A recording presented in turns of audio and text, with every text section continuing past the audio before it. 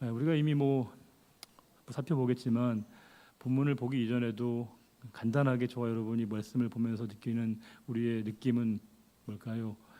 와, 굉장하다, 굉장한 건물이다, 엄청난 건물이다, 이런 생각이 먼저 듭니다. 오늘부터 계속해서 이제 그 성전의 그 건물의 위용을 자세하게 말씀해 주고 있습니다. 그 세세한 묘사 하나하나를 보면서 와, 정말 엄청나고 크고 대단한, 보기에 우리가 압도당하는 큰 건물이라고 하는 것은 분명합니다. 물론 지금의 기준과는 너무 다르죠.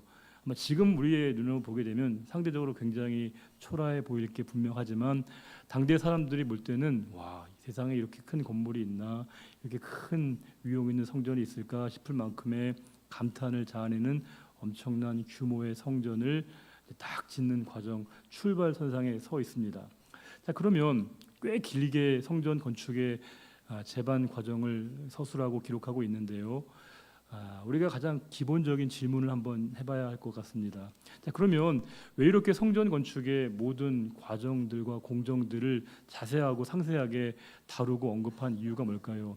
성경이 이렇게 얼마나 우리가 볼 땐 굉장히 긴 말씀이지만 이 짧은 말씀 속에 모든 내용을 다 이렇게 기록해야 되는데 그 모든 말씀을 이렇게 짧은 지면 안에 다 기록할 수밖에 없는 성경의 한계를 우리가 인정할 텐데 그럼에도 불구하고 이렇게 자세하게 많은 지면을 할애해서 성경이 기록된 그 이유가 어디에 있을까요? 우리가 이제 성경을 볼 때 성경도 하나의 이제 우리가 글로, 책으로, 기록으로 본다고 한다면 그 글을 쓴 사람의 의도를 파악을 해야겠죠. 인텐션입니다. 왜 어떤 의도로, 어떤 목적으로 이 책을 쓰게 되었는가를 생각해 보아야 합니다. 역시 그 글이 기록되었을 때 가장 중요한 것은 기록 시점이겠죠. 언제 이 글을 썼는가, 언제 이 기록이 기록되었는가라고 하는 점입니다. 여러분, 이 역대상하는 언제 기록된 말씀이죠? 포로기 이후에 그들이 귀환한 다음에 기록된 말씀입니다. 자, 그러면 포로기 이후에 그들이 마음속에 갖고 있는 가장 큰 질문과 고민은 그런 것이었습니다. 우리는 도대체 왜 이렇게 삶이 별로 안 달라질까? 왜 우리는 이렇게 늘 어려움과 고난이 현재로 계속되고 있을까라고 하는 질문입니다. 여러분, 남의 얘기 아니죠. 우리 얘기입니다. 왜 이렇게 신앙생활하면 좀 뭔가 좀 좋은 일만 생기면 참 좋겠건만 목회하다 보면 그래요. 여러분들도 아시겠지만 이제 기도 제목을 부탁하는 분들이 있지 않겠습니까? 이런 기도 제목과 목사님 이런 상황들을 이렇게 저한테 알려주시는 분들이 많은데 대개 아시는 것처럼 좋은 얘기가 들리는 경우는 그렇게 많지 않습니다.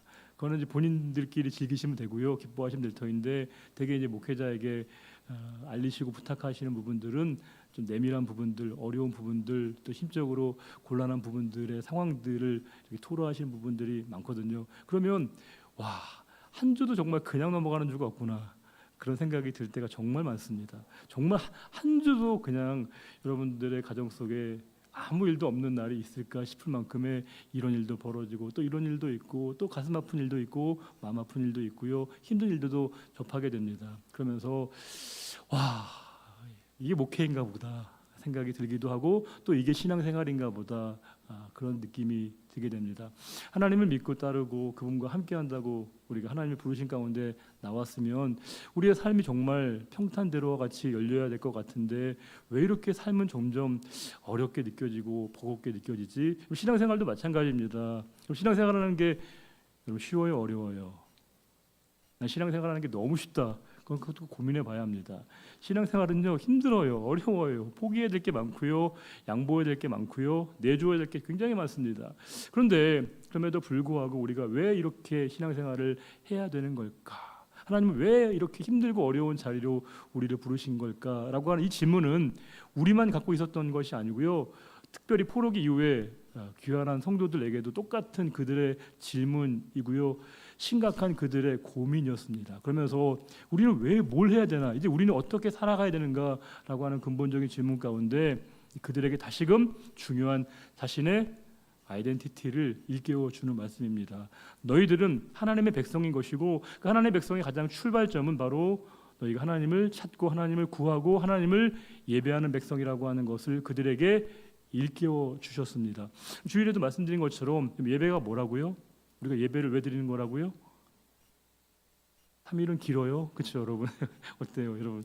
우리가 예배를 왜 드리는 거예요? 예배는 여러 가지 순서, 목도부터 축도까지 순서를 다 우리가 밟아가면 예배가 되는 건가요? 어때요, 여러분? 예배는 뭐예요? 우리가 예배를 왜 드리는 겁니까? 예배는 우리의 피조물적 지위를 인정하는 것입니다.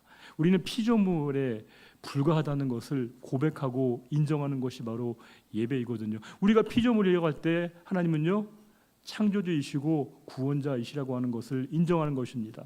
하나님은 우리의 목자이시고 주인 되심을 인정하고 고백하는 것이거든요. 그러니까 우리는 그분의 다스리심 가운데 있다는 것을 인정하고 고백하는 것, 그것이 바로 예배입니다. 예배는 철저하게 내가 지워지는 자리입니다. 내가 나타나는 시간이 아니고요, 철저하게 내가 지워지는 겁니다. 머리부터 발끝까지 나의 모든 자아가 다 소멸되고 지워지고 오직 하나님만이 드러나시는 시간, 그것이 바로 예배인 것이거든요. 하나님만이 높임을 받으시고 하나님만이 영광을 받으시고 하나님만이 모든 것 되십니다. 이것을 인정하는 것이 바로 예배이어야 한다는 겁니다. 지금 그들은 특히 포로기 이후에 너무 삶이 힘드니까 하나님은 깡그리 잊어버리게 되고요, 자신만 남았습니다. 자신의 고난, 힘든 역경, 현실만이 남아 있다 보니까 그 현실 너머에서, 고난 너머에서 그들에게 말씀하시는 하나님을 그들이 잃어버렸을 때 다시금 그들에게 성전 건축의 그 과거의 역사를 회귀하고 회상시키면서 너희는 바로 이렇게 힘들게 하나님이 성전 건축을 통해서 예배하도록 너희를 부르신 거야. 내가 너를 부른 분명한 이유가 있는 거야 라고 하는 것을 하나님께서 이스라엘 백성들에게 일깨워주기 위한 목적이 바로 성전이고, 그 성전 건축의 재반 모든 과정들을 통해서 그들의 정체성을 다시금 환기시켜주기 위해서 오늘 말씀 속에서 좀 길게 그 성전 건축의 여러 역사들과 과정들을 기록을 하고 있습니다. 자, 그러면 조금 더 시야를 넓혀서 물론 이 역대상하를 기록한 사람들의 기록이 있겠지만 우리가 아는 것처럼 또 우리가 믿는 것처럼 이 성경은 사람들이 쓴 겁니다. 맞죠? 천사들이 쓴 거 맞아요, 안 맞아요? 천사들이 쓰진 않았습니다. 사람들이 다 기록한 것인데, 자, 그러면 우리가 그 성경 기자들, 라이터라고 할 때 그 성경 기자들이 사람이 쓴 건 맞지만 우리가 성경을 사람들의 기록이라고 믿지 않지요. 성령의 감동을 받아서 하나님이 쓰신 책, 그 성경 결국 누구의 책이냐면요, 당연히 하나님의 책인 것이고요, 하나님의 말씀입니다. 우리가 이렇게 성경을 귀하게 여기는 가장 중요한 이유도 이 성경책 안에 뭐가 담겨 있는 거예요. 하나님의 말씀이 담겨져 있기 때문에, 이 성경책을 하나님의 말씀의 담지자이기 때문에 우리가 이 성경책을 귀하게 여기는 것이거든요. 성경책을 귀하게 여긴다는 게 이렇게 보면 그렇게 귀하게 보는 게 아니에요. 성경책 그 자체를 존귀하게 여기는 건 굉장히 중요한 것이지만 우리가 성경을 귀하게 대한다는 것은 이 책 그 자체가 아니라 그 책 속에 담겨져 있는 하나님의 말씀을 대하는 우리의 태도라고 하는 겁니다. 자, 그러면 성경은 시종일관 우리에게 뭘 말씀하고 있는 책일까요? 성경은 뭘 우리에게 얘기하고 있는 걸까요? 하나님은 우리의 주인이시고 우리는 당신의 백성이고 당신의 기르시는 양이라고 하는 것을 우리에게 인정하게끔, 확인하게끔 쓴 책이 바로 성경입니다. 우리가 성경을 읽으면서 점점 우리는 하나님께 우리의 점점 삶을 의지하게 되는 거예요. 의존하게 되는 겁니다. 우리가 어릴 때는요, 당연히 부모에게 또 우리 어른들에게 의지할 수밖에 없습니다. 왜냐하면 할 수 있는 게 없거든요. 그렇잖아요. 아이가요, 뭘 할 수 있겠습니까? 아이는 웃는 걸로 모든 자신의 언어를 다 표현하죠. 기쁠 때나 또 뭐 원할 때나 필요할 때나 모든 걸 다 울음으로 다 표현합니다. 언어가 굉장히 제한됩니다. 근데 그 아이가 점점점 자라서 몸도 크고 여기 다 체격이 커지면 가장 뭐가 커집니까? 머리가 커지잖아요.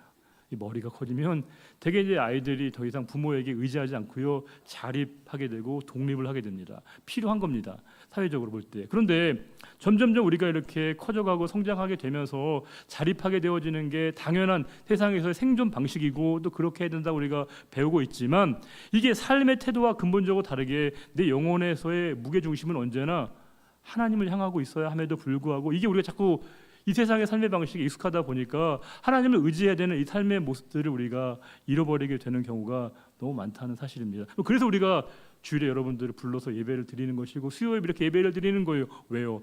나는 내가 피조물적 지위를 잊어버리지 않기 위해서. 자꾸 우리가 망각하고 잊어버리고 까먹고 그러니까 하나님이 우리에게 그것을 상기시키면서 하나님을 전적으로 의지하고 의존하고 하나님을 바라보도록 우리를 이곳에 부르신 겁니다. 저는 더 말할 것도 없죠. 말씀을 전할 때마다 하나님의 그 힘에 의지해서 그분을 바라보고 그분에게 전적으로 의존해서 하나님이 저를 세우시고 붙드시고 인도하셔야만이 이 자리에서의 저의 이 사역이 목회가 가능하다는 것을 매 순간순간마다 인정하고요, 고백하게 하시는 것처럼 여러분에게도 마찬가지로 하나님께서 각자의 삶의 자리에서, 그것이 나의 직업이든 교회에서의 여러 사역이든 혹은 나의 사회에서 부여된 어떤 직책이든지 그 모든 것이 우리의 경험에 따라서 우리의 지혜로 감당하는 것이 아니라 하나님의 능력과 지혜와 경험에 따라서 하나님의 경륜으로 그것을 감당하도록 하나님이 우리를 부르시는 그 자리에 서 있다고 하는 것을 잊어버리지 않도록 우리를 자꾸 깨우치시는 겁니다. 깨우치시는 거예요. 오늘 말씀도 역시 성전 건축에 관한 말씀을 주고 있는 것처럼 보이지만 성전 건축을 통해서 너희가 하나님께 예배해야 될 하나님의 거룩한 백성, 거룩한 무리라고 하는 것을 잊어버리지 말도록 그들에게 일깨워 주시는 말씀이고요. 이 성전 건축을 그들이 그렇게까지 정성되게 지었던 것처럼 더 중요한 건 너희가 이제 신약의 말씀으로 환원시켜 보게 되면 성전된 너희가 얼마나 거룩하게 지어져 가고 세워져 가야 되는가라고 하는 말씀과 메시지를 우리가 읽어내는 게 중요하다는 겁니다. 본문 한번 보겠습니다. 3장 1절입니다. 솔로몬이 성전 건축을 시작하는데 장소가 이렇게 적시가 되어 있습니다. 어디죠? 모리아산. 모리아 땅 하면 우리에게 딱 떠오르는 인물이 있어요. 누구죠? 당연히 아브라함입니다. 아브라함이 그의 아들 이삭을 번제로 바쳤던 그 장소, 창세기 22장의 기념비적인 장소 아니겠습니까? 아브라함에게 가장 소중한 것, 아브라함에게 가장 귀한 것. 제가 아브라함에게 여쭤보고 말씀드린 건 아니지만 그분이 아마 전 재산 다 달라고 해도 하나님 앞에 주저없이 0.1초도 아까워하지 않고요, 다 드렸을 것 같아요. 사회적인 위신, 명예 다 드렸을 것 같습니다. 근데 뭐예요? 딱 하나만, 딱 한 가지만, 내가 100세 얻은 그 아들 이삭 전부였거든요. 근데 하나님이 참 늘 야속하시게도 우리가 어디가 내가 어디에 마음을 두고 있는지 너무 많이 아시니까 그걸 우리들에게 요구하신다는 거예요. 그리고 그 아브라함이 그 아들 이삭을 모리아 땅에서 번제로 드리려고 했던 바로 그 장소, 즉 이 모리아 땅은 하나님 앞에서의 헌신과 희생을 상징하게 됩니다. 이 성전 건축은 기본적으로 헌신의 고백이 있는 곳에서 세워져 있구나라고 하는 것입니다. 즉 성전은 헌신이 기본이 돼야 한다는 것입니다. 하나님 앞에 내가 드리는 것, 헌신과 희생은 다르다고 늘 말씀드렸죠. 헌신과 희생은 다른 거예요. 희생은 뭐예요? 헌신과 희생의 가장 극명한 차이를 보여주는 게 아벨과 가인이잖아요. 제사를 드리되 가인의 제사는 뭐예요? 희생 제사를 드린 것이고 아벨은 뭐예요? 헌신의 제사를 드린 겁니다. 그럼 뭐가 다른 거예요?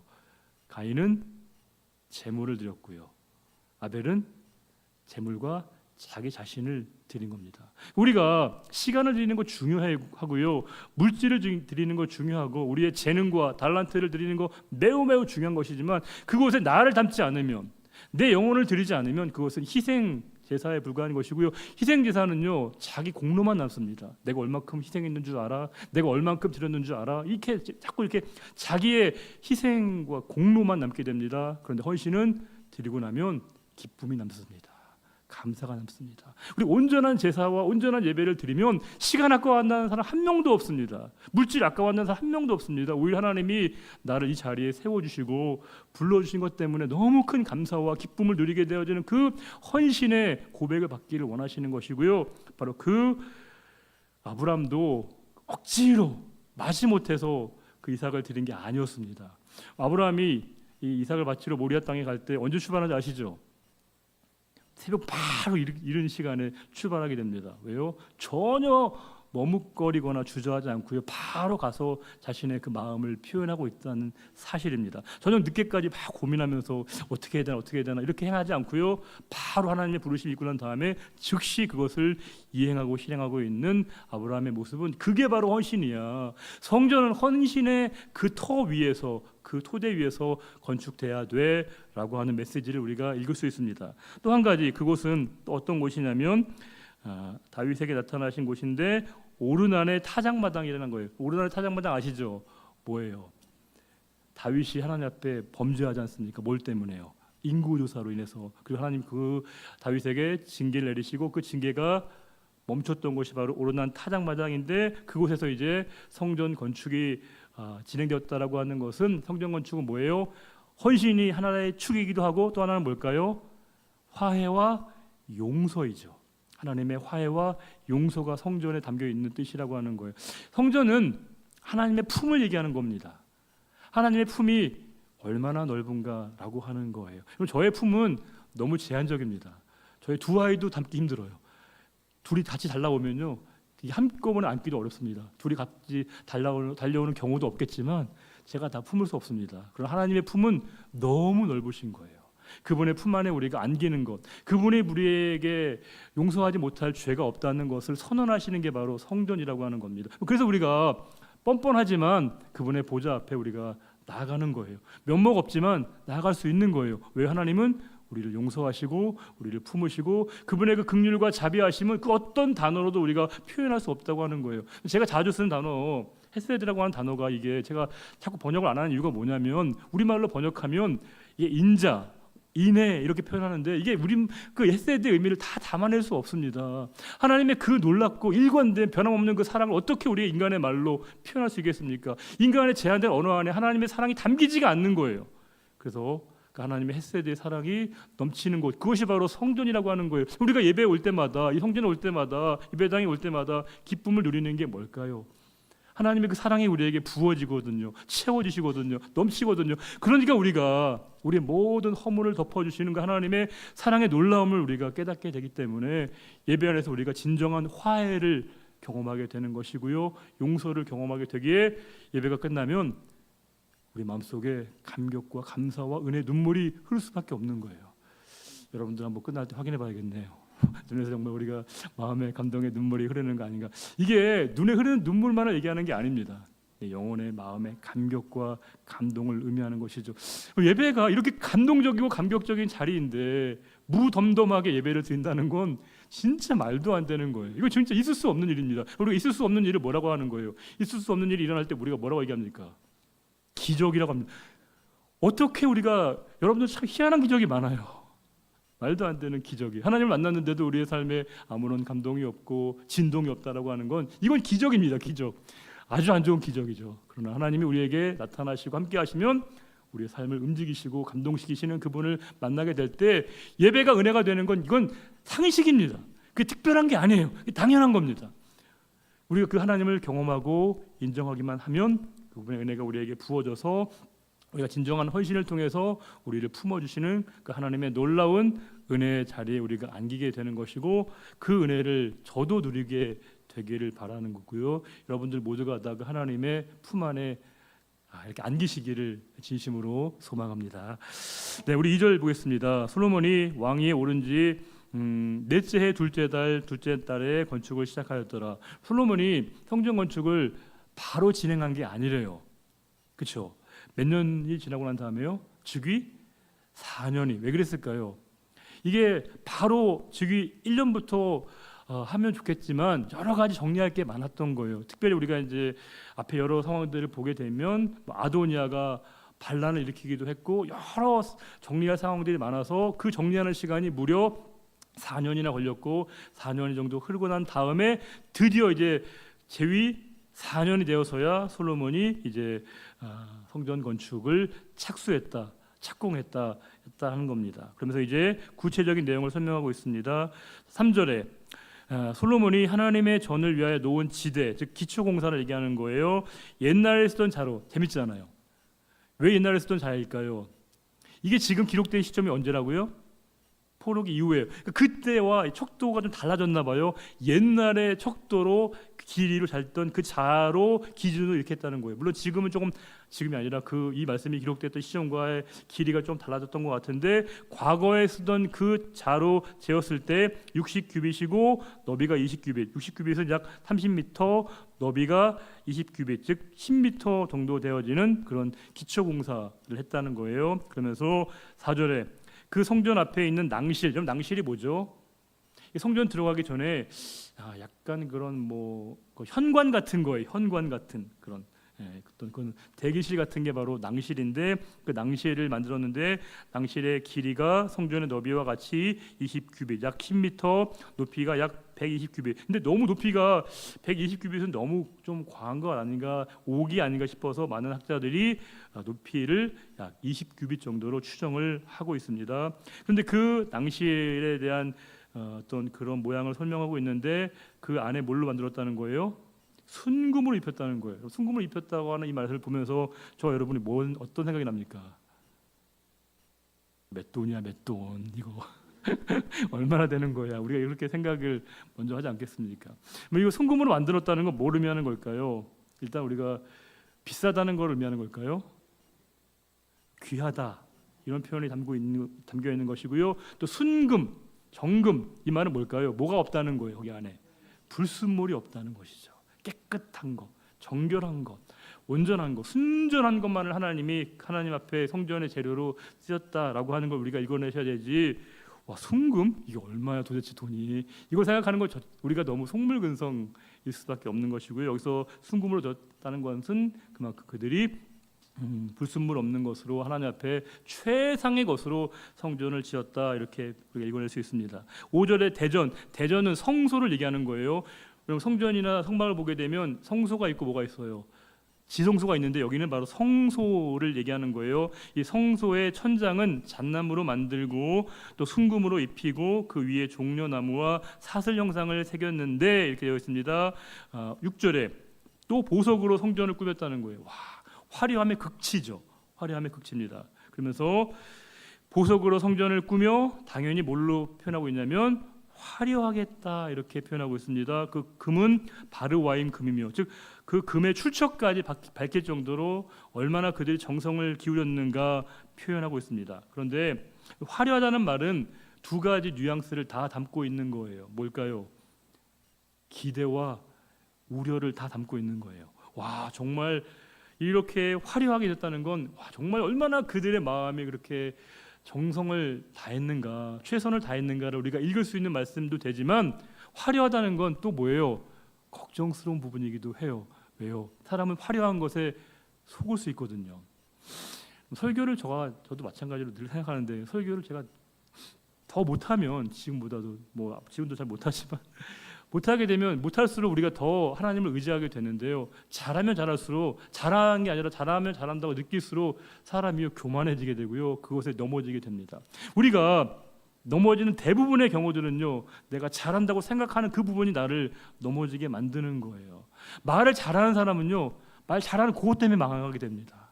아는 게 많은 사람은 아는 거 많은 그것 때문에 넘어지기 마련이고요. 돈이 없으면 우리가 지을 수 있는 죄는 남의 거 훔치는 거, 작은 건 아니지만, 근데 돈이 많으면 지을 수 있는 죄가 너무 많아요. 너무 많게 됩니다. 그래서 우리가 적절한 게 필요한 게 얼마나 우리에게 중요한지 모릅니다. 하나님 나에게 있어야 될 것만큼 있게 하십시오. 우리가 만나를 보면 너무 정확하죠. 하늘에서 만나가 내릴 때 그 만나는 사방에 이렇게 널려 있습니다. 그럼 사람들이요, 가서 가져오면 돼요. 근데 그중에 꼭 희한한 사람도 있습니다. 모세가 더 가져오면 안 돼, 딱 필요한 것만 가져와 라고 얘기했는데도 불구하고 어때요? 더 가져가요. 긁어와요. 더 모아옵니다. 근데 어떻게 해요? 그 다음날 다 썩잖아요. 못 먹습니다. 이게 우리 인간의 참 어리석은 모습이에요. 모세가 얘기 안 한 게 아니에요. 미리 사전에 경고하고 알려줬어요. 그런데도 더 많이 가져야 되겠다고 생각하는 이 인간의 이 탐욕이라고 하는 게 얼마나 무서운 것인가를 알 수 있죠. 화려하다는 건 정말 그들의 정성과 최선을 엿볼 수 있는 그런 표현이기도 하지만 우려스러운 부분이죠. 아니나 다를까. 아시다시피 다윗 때 이스라엘이 어려움을 당하지 않습니다. 누구 때요? 솔로몬 때 어려움을 당하게 됩니다. 왜냐하면 솔로몬은 이후에 너무 많은 것을 스스로 할 수 있는 그런 자각력 능력을 갖게 됐거든요. 아쉬운 게 없는 거예요. 더 필요한 게 없는 겁니다. 더 필요한 게 없으면 하나님을 의지할 필요도 스스로 부정하게 되는 거예요. 다윗은 삶이 너무 힘들고 어렵고 맨날 쫓기고 그러니까 하나님 바라보게 되고 하나님 의지하게 되고 하나님 정말 저를 도와주십시오. 저의 보호자 되십시오. 저의 목자가 되십시오. 이렇게 이제 기도하는데 솔로몬은 너무 가진 게 많은 거예요. 너무 모든 걸 다 갖고 있는 거예요. 그러니까 더 이상 하나님을 의지해야 될 필요를 우리가 느끼지 못하게 되었다는 겁니다. 여러분들 연세가 드시면 드실수록 뭘 느끼십니까? 정말 내가 할 수 있는 게 별로 없구나. 내가 해야 수 있는 게 별로 없구나. 이걸 점점점 느끼게 됩니다. 저도 여러분들 앞에 정말 죄송하지만 아직 창창한 나이지만 20대에 비하면 30대가 점점점 자신감이 떨어져요. 인생의 경험도 많고 제가 가진 게 많아지면 자신감이 점점 더 많아져야 될 것 같은데 시간이 지날수록 더 자신감이 없어집니다. 예전에는 막 호기롭게 할 수 있었을 것 같은데 점점 모든 것들을 주저하게 되고요. 고민하게 된다는 거예요. 물론 그것은 저의 힘이 빠진 것도 있지만 더 중요한 게 뭘까요? 이제 알게 된 것이죠. 뭘 알게 된 거예요? 저를 알게 된 겁니다. 나를 알게 된 겁니다. 하나님을 통해서 저를 알게 된 것이죠. 나는 하나님 없이는 안 되는구나. 하나님 없이는 설 수 없는 존재구나라고 하는 거예요. 저는 비유컨대 제가 자주 들지만 목회자는 또 성도는 우리가 이제 그 광고판에 있는 그 바람풍선 아시죠? 사람 보내고 있는 거 이렇게 하는 거. 저는 늘 우리의 모습이 그와 같다고 생각합니다. 그게 바람 빠지면 어떻게 됩니까? 휴 가라앉습니다. 하나님이 우리에게 바람을 불어넣어 주셔야 우리가 춤추고 일할 수 있는 거예요. 하나님이 우리에게 루하를 허락하셔야만이 우리가 생명이 되는 겁니다. 그 사실을 우리에게 인정하게 만드시는 거예요. 그러니까 우리가 점점점 시간이 갈수록 점점점 우리가 인생을 회한으로 볼 게 아니라 정말 하나님 앞에 내가 다가가는 하나님께 가까워지는 시간이 점점 나에게 가까이 오고 있구나. 이걸 우리가 너무 고통으로만 너무 우리가 참 안타까움으로 바라볼 게 없이 아니라 하나님께 우리가 늘 다가갈 수 있는 마음을 준비하는 태도가 필요한 것이고요. 그러하게 내게 남겨진 그 시간 동안에 얼마나 하나님을 기쁘시게 하는 일들을 행할 것인가를 생각하는 그 지혜가 우리에게 필요하다 생각되는데요. 이 화려하다는 말은 기대와 우려를 동시에 우리에게 주는 표현인데 아니나 다를까 우려스러운 일이 벌어지고 말았습니다. 뒤에 보시게 되면 7절에 금으로 성전과 그 들보와 문지방과 벽과 문짝에 입히고 벽에 그룹들을 아로새겼더라. 이 금으로요 들보, 문지방, 벽, 문짝 다 입혔대요. 어떤 생각이 드십니까? 제대로 힘줬네 이런 생각이 드시죠? 보이지 않는 것까지 신경 썼다는 거예요. 눈으로 보이는 것에 금칠을 하는 건 이해가 되지만 잘 보이지 않으면 좀 넘어갈 수 있거든요.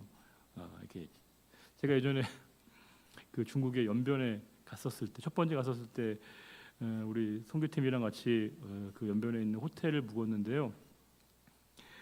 제가 중국을 전혀 폄하하려고 하는 거 아닙니다. 지금 달라졌을 거라고 보는데요. 그 당시에는 이제 호텔에 물론 이제 좋은 호텔은 아니었지만 그 저희 3층에서 그 저희가 모여서 이제 저희가 이렇게 기도회를 하고 이렇게 선교 보고를 정리하는 시간이 있는데 그 회의실 바로 이 문 나가면 이렇게 약간 그런 그냥 이렇게 옥상 같은 데가 있더라고요. 이렇게 바로 문만 열고 나가면. 근데 저희가 바람 쐬러 옥상을 나갔는데 그 옥상에 이렇게 난간이 없는 거예요. 세상에 호텔인데 이게 좀만 잘못하면 바로 떨어지겠더라고요. 이게 세상에 아니 건물을 지어놓고 이 난간 하나 안 만드나? 아니 호텔을 지어놓고 이렇게까지 허술하게 만드나 싶은 생각이 들었거든요. 아니 세상에 좀 마무리를 그렇게까지 못하나? 물론 지금은 아마 달라졌을 것이라고 생각하는데 그때만 해도 그랬다는 거예요. 이게 정말 번듯한 건물 하나 지어놨는데 그 작은 하나의 사소한 게 보이면 되게 그 건물에 대한 사람의 평가가 달라지지 않겠습니까? 지금 성전을 볼 때도요 보이는 것들 눈에 띄어진 것만을 잘 만든 게 아니고요 잘 보이지 않는 부분들 눈에 띄지 않는 부분들까지 신경 썼다는 거예요. 어쩌면 그게 더 중요할지 모르죠. 우리가 예배를 드릴 때 하나님 앞에 우리가 행할 때도요 눈에 보이는 것에 잘하는 건요 잘할 수 있습니다. 왜요? 적어도 사람들의 시선도 있으니까 평가도 있으니까 우리가 좀 더 신경을 쓰지만 사람들이 보이지 않는 곳에 있을 때 남들이 우리에게 주목하지 않는 그 자리에서 우리가 그 자리의 일관성을 유지하는 건 굉장히 어려운 일입니다. 보이지 않는 자리에서 기도하는 것, 보이지 않는 자리에서 섬기는 것은 훨씬 더 우리에게 가치가 있는 것이고요. 우리가 그것에 실망하려고 할 때마다 하나님이 우리에게 말씀하시지 않습니까? 내 오른손이 한 일을 왼손이 모르게 하라. 왜요? 하나님이 그것을 아신다. 기억하신다. 이렇게 우리에게 말씀해 주신다고 하는 거예요. 그러니까 우리는 실망하지 않습니다. 낙심하지 않아요. 왜요? 100명의 사람이 봐도 뭐합니까? 하나님이 관심을 갖지 않으면 그게 무슨 의미가 있겠습니까? 그런데 사람들은 우리가 하는 일에 관심을 보이지 않을 수 있으나 하나님의 시선이 언제나 우리에게 머물고 계심을 믿기에 우리는 그 자리를 지켜가는 거예요. 그 자리를 사수할 수 있는 겁니다. 지금 그들이 보이지 않는 그 부분까지도 최선을 다했다는 거예요. 그러면서 이제 5절에 이제 보면요, 이제 그 성소가 아니고 지성소에 대한 묘사입니다. 8절에 또 지성소를 지었으니 성전 넓이대로 길이가 20규빗, 즉 10m, 넓이도 20규빗이라 순금 600달란트, 20톤이 넘는 와 어마어마한 게 들었구나라는 겁니다. 그러면서 못 무게가 금 50세겔이요 다락들도 금으로 입혔더라. 세세한 부분까지 다 금으로 다 이렇게 칠했습니다. 너무 많은 금, 너무 흔한 금, 이게 위협 요소, 위험 인자가 되고 있습니다. 10절에 지성소를 우리는 이렇게 지성소라는 단어를 우리말로 번역을 했는데 원래 히브리어로 지성소는 여러분 뭘까요? 영어로도 그렇지만 지성소의 원래 그 히브리어 표현은 뭘까요? 거룩함 중에 거룩함입니다. 그러니까 최상의 거룩한 것을 지칭하는 곳인 거예요. 그러니까 거룩한 곳은 성소인데 그 거룩한 것보다 더 거룩한 것, 최고로 거룩한 곳이 바로 지성소이다라고 하는 거예요. 왜요? 거기에 하나님의 임재가 있기 때문에 그것을 거룩하다고 얘기한 겁니다. 그러니까 거룩은 다른 게 아니에요. 하나님이 속성입니다. 우리는 거룩해요? 거룩하지 않아요? 속되죠. 여러분 어떻게 우리가 거룩합니까? 우리는 정말 때로 묻고 온갖 우리가 죄악으로 점철된 게 우리의 삶인데 우리는 절대 거룩하지 않습니다. 하나님만이 거룩하신 겁니다. 그런데 하나님이 참 우리에게 이해할 수 없는 말씀, 내가 거룩하니 너희도 거룩하라. 이게 참 이해가 안 되는 말씀이거든요. 왜냐하면 하나님이 거룩하신 거 인정해요. 다 우리가 이해합니다. 근데 하나님이 내가 거룩한데 너희도 거룩해야 돼. 이게 하나님의 명령이거든요. 그러면 우리가 거룩해야 한다는 겁니다. 근데 우리는 거룩해질 수 없습니다. 그럼 어떻게 하면 우리가 거룩해지는 겁니까? 성경책 몇 번 읽으면 거룩해지는 걸까요? 기도 몇 시간 하면 우리가 거룩해지는 걸까요? 몇 시간을 우리가 봉사하고 사역하면 우리가 거룩해지는 겁니까? 얼마를 헌금하면 우리가 거룩해지는 겁니까? 다 아닌 거예요. 거룩은 뭐예요? 하나님의 거룩하심이 우리에게 스며드는 겁니다. 침투하는 거예요. 우리의 존재 안에, 우리 영혼 안에 하나님의 거룩하심이 제 표현에 따르게 되면 물들게 하는 겁니다. 물들어요. 그래서 점점 우리의 생각 속에, 감정 속에, 기분 가운데 하나님의 그 거룩하심이 물들어서 어느덧 우리 안에 하나님의 속성이, 하나님의 마음이 이렇게 드러나게 되는 거예요. 여러분 우리가 다른 사람이 잘 되는 얘기 들으면, 다른 사람이 좋은 일들이 벌어졌다는 얘기 들으면 여러분 어때요? 누군가가 옆에 있는 분들이 되게 잘 된다는 얘기 들으면 여러분 어때요? 우리끼리니까 옆에 있는 분이 잘 된다는 얘기 들으면 어때요? 우리가 속으로 복통이 좀 나죠, 여러분. 어때요? 그러면 아직 우리의 감정 안에, 마음 안에 하나님의 마음이 담긴 게 아니라는 거예요. 근데 정말 놀라운 건 하나님의 거룩하신 마음이 우리에게 스며들게 되면 진짜로 다른 사람이 잘 되는 게 기뻐져요. 그것 때문에 감사헌금까지는 못하겠지만 내 마음속에 진짜 감사하는 마음이 생기게 된다는 거예요. 이게 여러분 우리가 세상의 마음이 아닌 겁니다. 하나님의 그 거룩하심이 우리에게 물들었다는 증거입니다. 우리가 표정도 마찬가지예요. 우리는 정말 놀랍게도 가만히 있으면 화내는 것 같아요. 가만히 있으면 뭔가 싸우려고 하는 그런 표정처럼 느껴지거든요. 근데 하나님의 거룩하심이 우리에게 점점점 물들게 되면 알지 못하는 사이에 우리 얼굴 표정이 이렇게 밝아집니다. 희한하죠. 희한합니다. 언어는 말할 것도 없습니다. 보통 우리는 다른 사람을 좀 이렇게 끄집어내고 지적하고 잘못을 우리가 자꾸 얘기할 때 마음이 뭔가 이렇게 상쾌해지는 경향이 있는데 그 마음이 점점점 달라지고요. 좀 누군가를 이렇게 세워주고 칭찬하고 격려하고 위로할 때 그때 우리가 기쁨을 누린다는 거예요. 이게 말이 안 되잖아요. 근데 그렇다는 거예요. 그게 바로 뭐예요? 거룩이라는 거예요. 우리 안에 하나님의 거룩하심이 스며드는 것이죠. 물드는 겁니다. 근데 하나님 우리에게 교회를 우리가 거룩한 곳이라고 말씀하고 있고요. 교회를 성도들의 모임, 성도들의 우리가 이렇게 모임이 바로 교회인데 성도는 바로 뭐예요? 거룩한 무리, 거룩한 백성이거든요. 교회는 성도가 존재해야 될 목적은 자기 자신의 믿음 하나를 지키기 위해서 우리가 여기에 있는 것만이 아닙니다. 우리는 우리의 믿음 하나 지키는 싸움이 되게 중요하지만 더 중요한 건 뭘까요? 우리로 말미암아 세상 속에 하나님의 거룩하심이 흘러가게 만드는 거예요. 스며들게 만드는 것입니다. 그래서 우리가 만나는 사람에게 하나님의 거룩하심이 전달되어지도록, 느껴지도록, 사랑의 온기가 그 상대방에게 흘러가도록 하나님이 교회를 부르신 목적이 거기에 있는 것이고요. 우리를 세우신 목적이 거기에 있는 거예요. 나를 만나는 사람들이 하나님의 온기로 채워지는 그 삶이 우리에게 가능하도록, 또 그것을 감당하도록 우리를 세우신 하나님의 분명한 뜻이 있고요. 그것이 바로 성전된 우리가 감당해야 될 몫이고, 하나님이 우리를 거룩한 무리로 부르신 분명한 뜻이 거기에 있다는 사실입니다. 자, 11절에 이제 그 지성소 안에 두 그룹이 있다는 거예요. 그룹은 뭐예요? 천사잖아요. 그 뭘 덮고 있는, 언약궤, 법궤, 증거궤를 덮고 있는 천사, 두 천사를 얘기하는 거예요. 근데 그 두 그룹도 역시 금으로 입혔다는 거예요. 11절에 두 그룹의 날개가 20규빗이라, 이걸 두 번이나 언급하고 있습니다. 즉 그 두 그룹의 천사의 날개가 이렇게 연결되게 되면 그게 20규빗이나 된다는 거예요. 와, 엄청나게 크죠. 10m나 된다는 거예요. 그게 11절과 13절에 두 번에 걸쳐 언급되고 있다는 거예요. 물론 여기서는 왼쪽에 있는 그룹, 오른쪽에 있는 그룹 이렇게 표현하고 있지만 우리 번역에는, 그 히브리 원어에는 방향을 얘기하고 있지 않아요. 한쪽에 있는 그룹과 또 반대쪽에 있는 그룹에 만나서 날개가 이렇게 만나는 모습으로 표현하고 있다는 거예요. 근데 그 그룹이 어디를 향하고 있는가? 내전이 어디입니까? 성소를 향하고 있다는 거예요. 얼굴이 이렇게. 자, 보세요, 여러분. 11절에 두 그룹의 날개 길이가 모두 20규빗이라, 왼쪽 그룹의 날개, 물론 왼쪽 성경에는, 원래 히브리어에는 왼쪽이란 말이 없고요, 그냥 한쪽에 있는 그룹의 날개 이렇게 되어 있습니다. 5규빗이고 성전 벽에 닿았고, 다른 날개에도 5규빗이니 오른쪽 그룹의 날개에 닿았다는 거예요.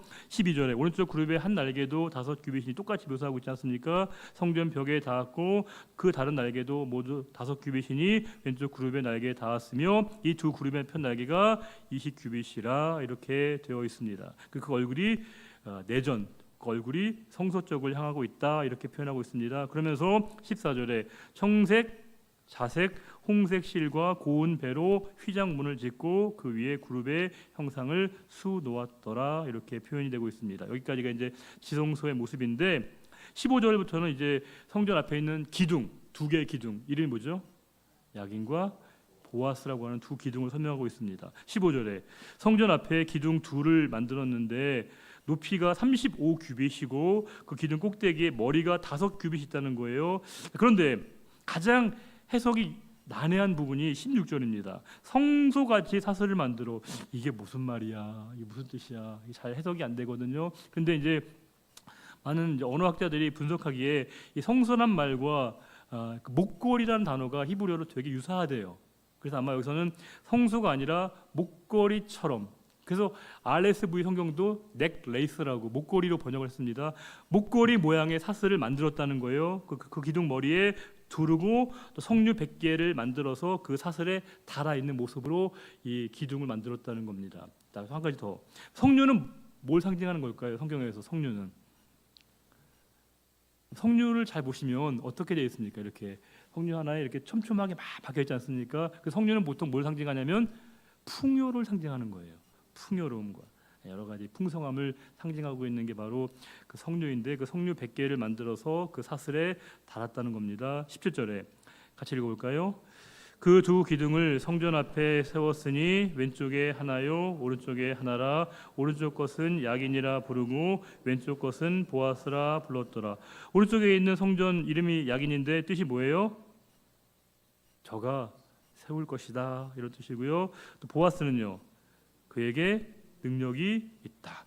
자, 성전 기둥을 사람들이 세울 때 야긴 혹은 보아스, 그가 세우시고 그에게 능력이 있다 이렇게 표현하고 있는데, 당연히 사람들 눈에 제일 먼저 보이는 거는 이렇게 기둥이겠죠. 성전 기둥을 보면서, 기둥이 이제 건물을 지탱하고 있는 가장 강력한 이런 중요한 부분이니까. 자, 그러면 이 두 가지 기둥은 다 누구에게 귀속되어 있는 거냐면 하나님을 표현하고 있는 것이고 하나님을 드러내고 있는 것이죠. 그러니까 우리는 성전에 기둥 같은 분들 참 많죠. 우리 장로님들 정말 기둥 같은 분들이시고, 우리 목사님들, 우리 권사님들, 사랑하는 권사님들, 집사님들 다 우리가 한 분 한 분이 다 우리가 교회의 중요한 기둥 역할을 하지만, 그럼에도 불구하고 교회의 기둥은 바로 예수 그리스도이시고 하나님이실 수밖에 없다는 것입니다. 그분이 교회를 지탱하실 때만이 교회가 되는 거예요. 아까 권사님 기도하신 것처럼 교회의 주인은 예수 그리스도이시다라고 하는 것은 정말 우리가 당연한 게 아닙니다. 우리의 삶에서 얼마나 교회의 주인 예수 그리스도이심을 부정해버리는 것 같은 느낌이 드는 순간들이 얼마나 많습니까? 우리가 어떤 일을 판단하고 결정하고 고민할 때마다 정말 우리가 그분이 주인 되시는 것처럼 우리가 결정하고 있는가? 라고 하는 겁니다. 우리가 기도하는 것도 결국에 하나님의 뜻을 이해하고 그분의 뜻을 받아들이는 과정 아니겠습니까? 우리 기도의 궁극적인 목적은 나의 소원을 관철시키는 게 아니거든요. 기도는 뭐예요? 하나님의 뜻을 아는 것입니다. 하나님, 이곳에 또 저의 삶에 하나님의 뜻이 나타나기를 원합니다. 우리 교회 안에 하나님의 뜻이 이루어지기를 원합니다. 이 기도가 우리에게 필요한 것이고, 그 기도의 자리에 서도록 하나님 우리를 더 기도하게 만드시고요, 더 무릎 꿇게 만드시는 거예요. 기도는 열심은 정말 중요합니다. 근데 우리 열심은 우리 이미 어머니, 할머니들이 다 열심을 보여주셨습니다. 그분들의 기도가 얼마나 뜨거운지 몰라요. 새벽마다 정화수 떠놓고 새벽기도 다 하셨어요. 근데 그분들의 기도를 우리의 기도와 뭐가 다른 겁니까? 그분들 열심히 우리보다 못했나요? 그분들의 정성이 우리보다 약했던 건가요? 아닙니다. 그분들의 그 기도는 정말 대단하고 너무 아름다운 기도지만, 그럼에도 불구하고 그 기도는 본인의 생각과 마음이 이루어지는 것을 간절한 염원을 표현했던 기도라고 하는 거예요. 그 기도 안에는 하나님의 뜻이 별로 중요하지 않습니다. 하나님의 마음이 별로 중요하지 않습니다. 그런데 우리의 기도 안에는 언제나 하나님의 뜻이 그 안에 우리의 기도의 기둥이 돼야 되는 것이고요. 교회의 기둥이 언제나 그리스도이심을 고백하는 것, 인정하는 것, 그것이 바로 우리가 성도로서 살아가는 모습인 것이고, 그 모습 가운데 하나님이 우리를 다시금 또 하나의 교회에서 우리가 주님을 사명을 받은 한 사람 한 사람의 거룩한 기둥으로 세워져 가도록 우리를 부르셨다는 것을 우리가 다시금 마음에 새길 수 있습니다. 우리 17절 말씀을 다시 한번 읽고 오늘 말씀을 마치겠습니다. 17절입니다. 그 두 기둥을 성전 앞에 세웠으니 왼쪽에 하나요 오른쪽에 하나라. 오른쪽 것은 야긴이라 부르고 왼쪽 것은 보아스라 불렀더라. 아멘. 하나님 아버지, 솔로몬의 성전 건축의 여러 제반 공정들과 과정들을 보면서 정말 그것이 얼마나 큰 일이었고 얼마나 놀라운 일이었는가를 다시금 말씀을 통해서 확인해 보게 됩니다. 그러나 우리가 탐복하게 되는 지점은 성전 그 자체에 있는 것이 아니라 성전을 통해서 우리에게 향하실 하나님의 뜻, 하나님의 마음에 우리의 궁극적인 뜻이 그곳에 있기를 원합니다. 하나님, 우리가 무너진 성전을 다시금 세워야 된다는 말씀들을 참 많이 듣습니다. 그것은 단순하게 보이는 예배당과 교회당이 아니라 성전된 우리가 다시금 하나님 앞에 온전하게 세워져야 됨을 다시금 말씀 앞에 깨닫게 됩니다. 주님, 우리가 주의 영이 거하시는 성전임을 늘 잊지 않게 하시고 성전된 우리가 정결하고 거룩하게 살아갈 수 있도록 인도해 주옵소서. 하나님, 우리에게 말씀하셨습니다. 내가 거룩하니 너희도 거룩하라 말씀하셨습니다. 하나님, 우리의 생각 속에 거룩한 생각이 머물기를 원합니다. 우리의 감정 안에 하나님의 거룩하심이 스며들기를 원합니다. 우리의 표정 속에, 우리 인상 속에, 우리 언어 안에 하나님의 거룩하심이 스며들게 하셔서 우리의 전 존재가 하나님의 거룩하심으로 채워져서 그 거룩하심이 우리 주변의 사람들에게도 전달되게 하시고 그리스도의 향기를 드러냄으로 말미암아 우리의 착한 행실을 보고 그들이 살아계신 하나님께 영광을 돌리는 삶으로 나아갈 수 있는 우리의 모습이 되게 하실 것을 믿사오며 언제나 우리와 함께 하시고 이 성지교회의 영원한 주인이시고 기둥이신 우리 주님 예수 그리스도의 이름으로 감사하며 기도 올려드립니다. 아멘.